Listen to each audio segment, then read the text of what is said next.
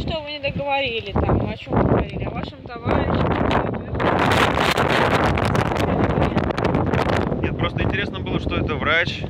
Да, И врач подтверждал позицию такую довольно астрологическую, довольно не подтвержденную наукой, нерациональную, о том, что определенные характеристики человека, которые связаны с его датой рождения, они такие, какие они есть вот по Ну, этим соответственно, это нужно включать год и регион. Нет. Но обязательно год.